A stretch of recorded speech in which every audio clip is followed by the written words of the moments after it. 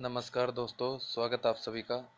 दोस्तों, computer question की series हमने स्टार्ट की है, जिसमें आज ये दूसरी वीडियो रहेगी। तो इसमें हम वो क्वेश्चन पढ़ेंगे जो आपके एग्ज़ाम में आने के पूरे पूरे चांसेस रहेंगे। तो यदि आप हरियाणा पुलिस या फिर अन्य किसी भी एग्ज़ाम की तैयारी कर रहे हैं जिसमें कंप्यूटर के क्वेश्चन पूछे जाते हैं, तो ये सीरीज़ आपके लिए बहुत ही महत्वपूर्ण रहने वाली है। तो इस सीरीज़ को अंत तक ज़रूर देखें। यदि आप ये पूरी सीरीज़ देख लेते हैं तो गारंटी के साथ बोल सकता हूँ कि आपका कंप्यूटर में एक भी क्वेश्चन नहीं छूटेगा। और दोस्तों, यदि आपको इस ई बुक की पीडीएफ बिल्कुल फ्री में चाहिए, पूरी कंप्लीट बुक की पीडीएफ बिल्कुल फ्री में चाहिए, तो आप इस वीडियो का लिंक किसी भी 5 ग्रुप में शेयर करें। उसके बाद वीडियो को लाइक करें और इस चैनल को सब्सक्राइब करें। ये सब काम करने के बाद आप डिस्क्रिप्शन में दिए लिंक पे क्लिक करें, आपको इसकी पीडीएफ बिल्कुल फ्री में मिल जाएगी। यदि आप चैनल को सब्सक्राइब, लाइक और शेयर किए बगैर जो डिस्क्रिप्शन में लिंक दिया उस पर क्लिक करेंगे तो आपको पीडीएफ डाउनलोड करने में प्रॉब्लम आ सकती है। तो इसलिए ये काम कंप्लीट करके उसके बाद डिस्क्रिप्शन में दिए लिंक पर क्लिक करें ताकि आपको प्रॉब्लम का सामना ना करना पड़े। तो जल्दी से एक बार इस सेशन को शेयर कर दें, और जो साथी चैनल पर नए हैं तो चैनल को सब्सक्राइब करें और वीडियो को लाइक ज़रूर करें। तो चलिए दोस्तों, शुरू करते हैं आज की इस वीडियो को। आज का जो पहला क्वेश्चन है वो क्या है, आईसी बनाने में किसका प्रयोग होता है। तो आईसी बनाने में प्रयोग किसका होता है, ये आप सभी को पता है, ये होता है सिलिकॉन का। आईसी बनाने में सिलिकॉन और जर्मेनियम का प्रयोग होता है। आपको इसकी जगह जर्मेनियम का भी प्रयोग लिखा हुआ मिल सकता है। और क्या है, मुख्य रूप से आईसी सिलिकॉन से बनाई जाती है और आईसी का निर्माण ज़्यादातर कहाँ किया जाता है, ये किया जाता है बेंगलुरु में। और बेंगलुरु को सिलिकॉन सिटी के नाम से भी जाना जाता है। अगला क्वेश्चन है, VLSI तकनीक का प्रयोग किस पीढ़ी में हुआ। VLSI तकनीक का प्रयोग किस पीढ़ी में हुआ। तो ये हुआ था चौथी पीढ़ी में। कौन सी पीढ़ी में, चौथी पीढ़ी में। अगला क्वेश्चन है, मशीनी भाषा का प्रयोग किस पीढ़ी के कंप्यूटरों में हुआ था। बात की जाए मशीनी भाषा का प्रयोग, तो ये हुआ था पहली पीढ़ी में। मशीनी भाषा में हर डाटा को 0 और 1 की श्रृंखला में दर्शाया जाता है। यानी कि मशीनी भाषा होती है उसमें 0 1 यानी कि बाइनरी डिजिट होती है, उसमें हर डाटा को शो किया जाता है। जैसे इसमें एक एग्जांपल दे रखा है कि 4 को इन्होंने कैसे लिखा है 100 और 9 को 1001। तो ये आप सभी को पता होगा, बाइनरी बाइनरी डिजिट में काउंटिंग कैसे होती है। सबसे पहले 0, उसके बाद 1, उसके बाद 10, फिर 11। यानी कि इसको आप 1 को 1 लिखोगे, 2 को आप 10, 3 को 11। इस तरीके से यदि 4 को लिखना है तो 100, 5 को लिखना है तो 101, और 6 को लिखना है तो क्या लिखोगे आप 1110, और 1117 को। इस तरीके से काउंटिंग चलती है। तो इसको हम क्या बोलते हैं, मशीनी लैंग्वेज। और ये सिर्फ कंप्यूटर समझ सकता है। देख लेते हैं अगला क्वेश्चन। अगला क्वेश्चन क्या है, आर्टिफिशियल इंटेलिजेंस का प्रयोग किस पीढ़ी में हुआ। तो आर्टिफिशियल इंटेलिजेंस की बात की जाए तो इसका प्रयोग हुआ था 5वीं पीढ़ी में। और इस पीढ़ी के कुछ कंप्यूटर AI का प्रयोग करके निर्णय लेने में सक्षम है। अगला क्वेश्चन है, लैपटॉप इनमें से क्या है। लैपटॉप के बारे में बताना है तो ये क्या है, ये है माइक्रो कंप्यूटर। लैपटॉप क्या है, एक माइक्रो कंप्यूटर है। मुख्यतः 1 या 2 माइक्रो प्रोसेसर का प्रयोग किया जाता है। और इसकी स्पीड कितनी रहती है, 1 से 4 MIPS। पीसी या लैपटॉप तथा पीडीए माइक्रो कंप्यूटर की श्रेणी में ही आते हैं। पीसी, लैपटॉप और पीडीए है वो किसकी श्रेणी में आते हैं, माइक्रो कंप्यूटर की। अगला क्वेश्चन है, कंप्यूटर की गति नापने की यूनिट कौन सी है। कंप्यूटर की गति नापने की यूनिट पूछी जाए तो वो है MIPS, यानी कि मिलियन इंस्ट्रक्शन पर सेकंड। MIPS की फुल फॉर्म क्या होती है, मिलियन इंस्ट्रक्शन पर सेकंड। अगला क्वेश्चन है, भारत में सुपर कंप्यूटर के जन्मदाता कौन है। तो यदि आपसे पूछा जाए भारत में सुपर कंप्यूटर के जन्मदाता, तो उनका नाम है विजय पांडुरंग भाटकर। क्या नाम है, विजय पांडुरंग भाटकर। विजय पांडुरंग भाटकर ने वर्ष 1991 में भारत का पहला सुपर कंप्यूटर, जिसका नाम था परम 8000, बनाने वाली टीम का नेतृत्व किया। और इसी वजह से इन्हें क्या बोला जाता है, जो भारत में सुपर कंप्यूटर के जन्मदाता बोला जाता है। और यह कंप्यूटर सीडेक जो है पुणे में बना था। कहाँ बना था, पुणे में। नेक्स्ट पूछा गया सीडेक क्या है। अभी अभी हमने पढ़ा है सीडेक क्या चीज़ है। सीडेक की फुल फॉर्म पूछी गई है, तो सीडेक की फुल फॉर्म हो जाएगी centre for development of advance computer. क्या हो जाएगी? Centre for development of advance computer. CDAC की शुरुआत कब हुई थी? 1988 में। और इसका हेडक्वार्टर पूछा जाए तो कहाँ पे है? इसका हेडक्वार्टर है पुणे में। भारत में नई कंप्यूटर पॉलिसी कब लागू हुई? ये क्वेश्चन जरूर पूछा जाएगा। भारत में नई कंप्यूटर की पॉलिसी है वो कब लागू हुई? तो ये हुई थी वर्ष 1984 में। 1984 में भारत में नई कंप्यूटर पॉलिसी लागू हुई थी, जिसके कारण भारत में आईटी कंपनी का विकास हुआ था। अगला क्वेश्चन है सुपर कंप्यूटर की स्पीड मापने की यूनिट कौन सी है? जैसे हमने अभी अभी पढ़ा था, कंप्यूटर की स्पीड हम MIPS में मापते हैं, लेकिन सुपर कंप्यूटर है उसकी स्पीड को कैसे मापेंगे? तो उसको मापते हैं हम फ्लोप में, यानी कि FLOPS। यानी कि फ्लोप FLOPS क्या होता है? फ्लोटिंग पॉइंट ऑपरेशन पर सेकंड। फ्लोटिंग पॉइंट ऑपरेशन पर सेकंड।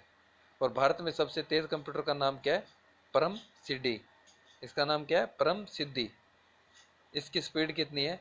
5.267 PETA flops.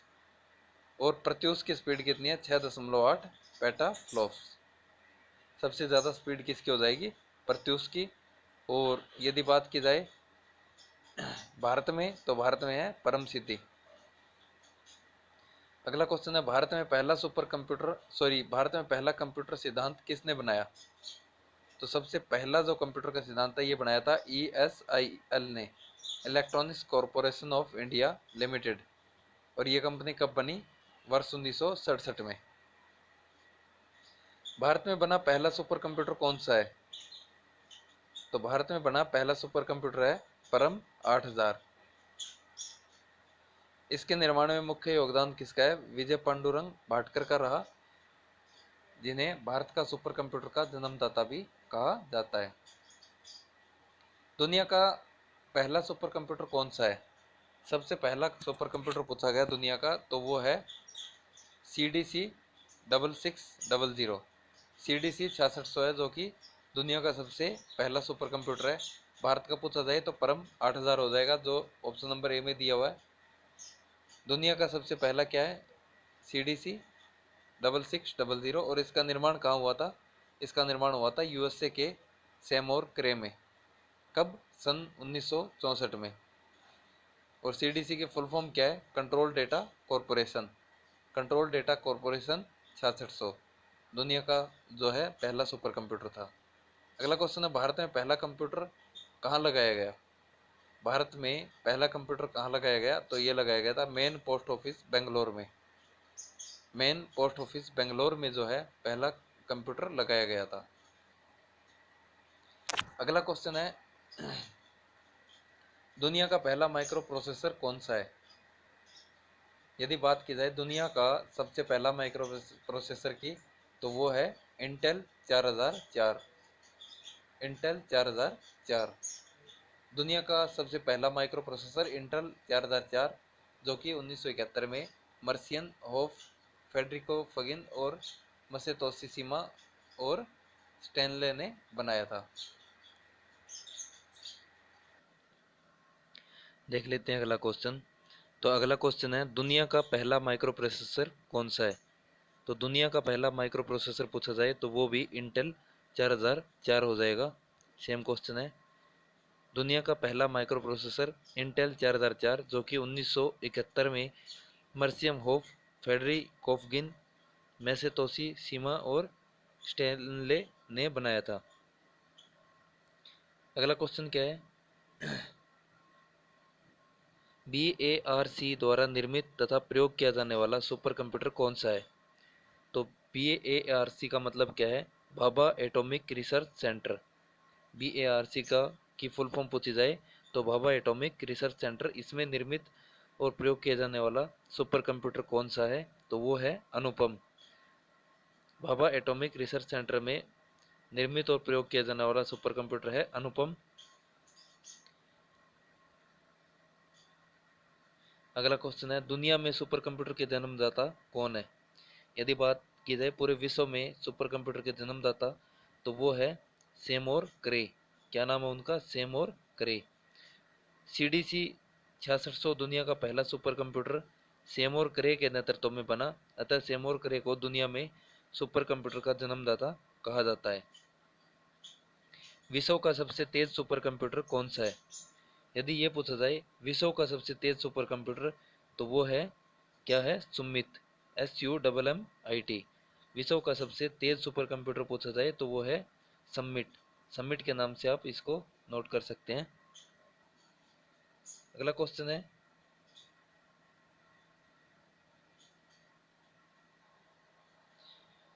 पहले देख लेते हैं इसकी व्याख्या।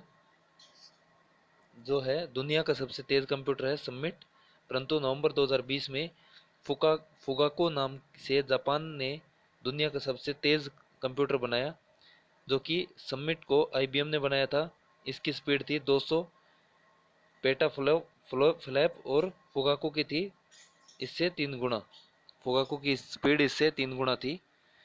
तो सबसे तेज जो सुपर कंप्यूटर है, यदि इसमें से ऑप्शन में से पूछा जाए तो आपका आंसर हो जाएगा समिट, और यदि आपको फुगाको दिया हुआ मिले तो उसका सही आंसर हो जाएगा फुगाको। प्रत्यूष तथा मिहिर की स्पीड क्या है? यदि पूछी जाए आपसे प्रत्यूष और मिहिर कंप्यूटर की स्पीड पूछी जाए तो वो हो जाएगी 6 से 7 पेटा फ्लैप। क्या हो जाएगी? 6 से 7 पेटा फ्लैप। यूनिवेक का अर्थ क्या है, ये पूछा गया है। ये क्वेश्चन आपके HSC क्लर्क के एग्जाम में भी पूछा जा चुका है। तो यूनिवेक का अर्थ हो जाएगा यूनिवर्सल ऑटोमेटिक कंप्यूटर। क्या हो जाएगा? Universal automatic computer.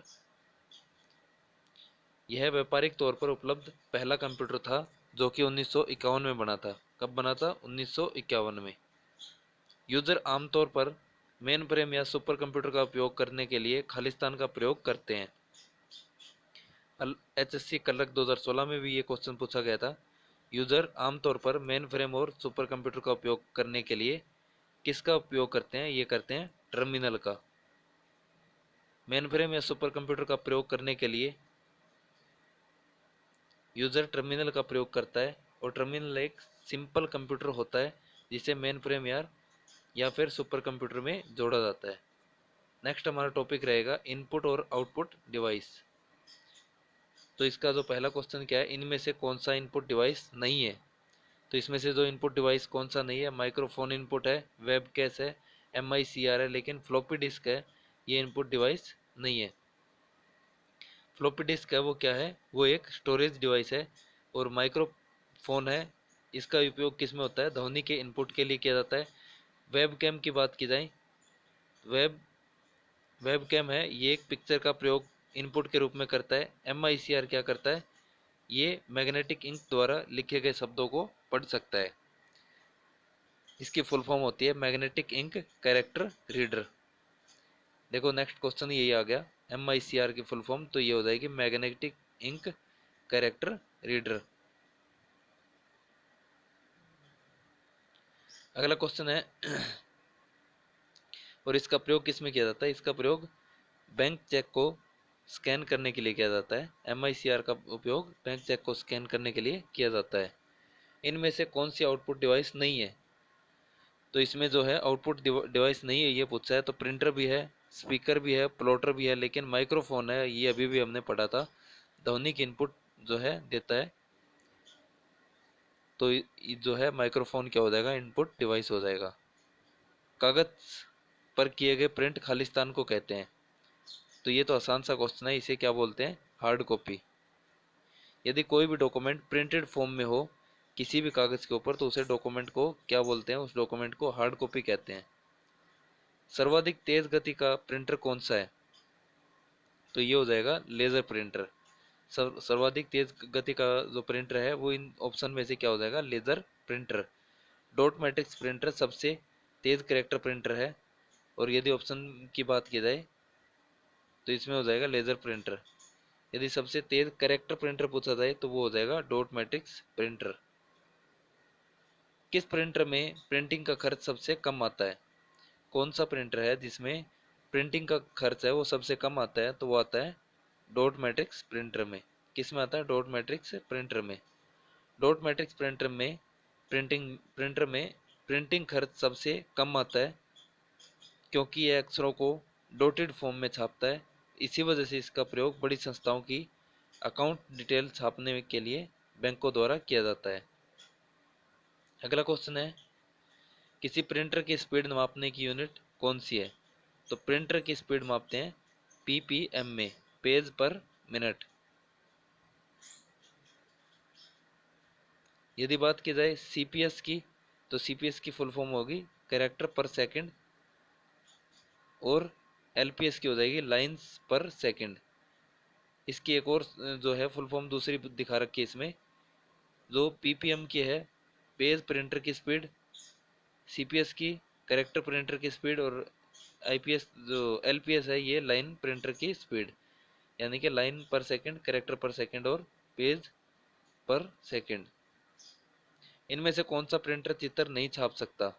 कौन सा प्रिंटर है जो कि चित्र को नहीं छाप सकता? तो वो है डॉट मैट्रिक्स प्रिंटर।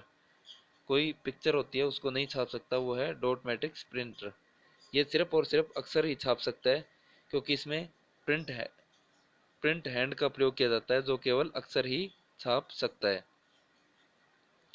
किसी प्रिंटर की गुणवत्ता किस यूनिट द्वारा मापी जाती है?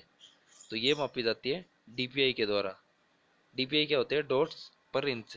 कोई प्रिंटर 1 इंच में जितनी ज़्यादा डॉट्स का प्रयोग करता है, उस प्रिंटर की गुणवत्ता उतनी ही अच्छी होती है। तो दोस्तों, आपको ये वीडियो कैसी लगी कमेंट करके ज़रूर बताएं, और ये क्वेश्चन आपको कैसे लग रहे हैं और इस सीरीज़ को कंटिन्यू रखना चाहिए या नहीं, ये भी आप कमेंट करके ज़रूर बताएं। आपने ये वीडियो यहाँ तक देखी, आपका बहुत बहुत धन्यवाद। मिलते हैं नेक्स्ट वीडियो में।